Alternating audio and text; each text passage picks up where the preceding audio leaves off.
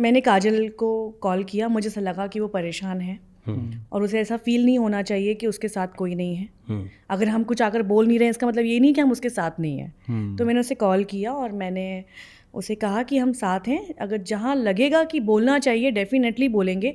देखिए खेसारी जी भी मेरे दोस्त हैं, हम पड़ोसी भी हैं।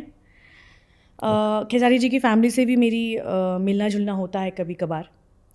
तो ऐसा नहीं है कि मैं खेसारी जी को पॉइंट आउट कर रही हूँ कि उन्होंने ही गलत किया। बिल्कुल, ताली एक ही हाथ से नहीं बजती, दोनों हाथ से बजती है।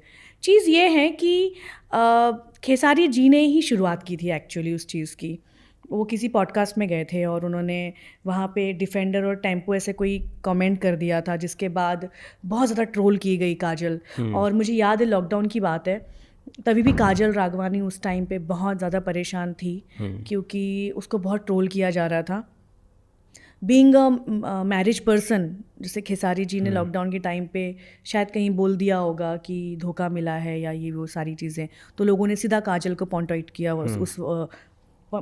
किया उस वक्त कि इसी ने धोखा दिया है। तो बहुत ट्रोल हुई थी काजल, और काजल सच में बहुत डिस्टर्ब हो गई थी लॉकडाउन के टाइम पे। तो काजल से मेरी बात होती थी, हम बात करते जो हम बात कर सकते थे कि just chill, take it easy, कोई बात नहीं, इट्स ओके, इग्नोर।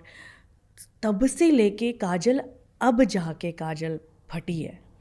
अच्छा, सोचिए लॉकडाउन 4 साल हो गए, 4-5 साल से अगर वो बंदी चुप है तो उसको छेड़ा गया उतनी बार।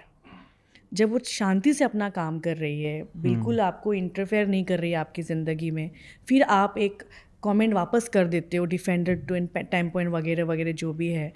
वो काजल ही क्या, मुझे लगता है कि वो हर एक लड़की को बुरा लगेगा।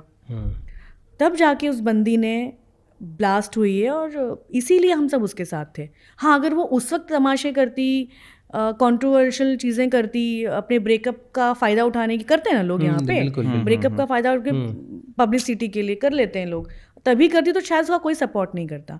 बट इस टाइम हम सब उसके सपोर्ट में इसीलिए थे।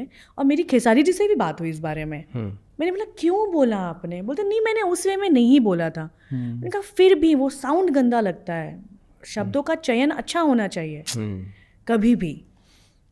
तो वो भी खिसियाए तो थे काफ़ी काफ़ी खिसियाए हुए थे वो बहुत चिड़े हुए थे खेसारी जी, बट ठीक है।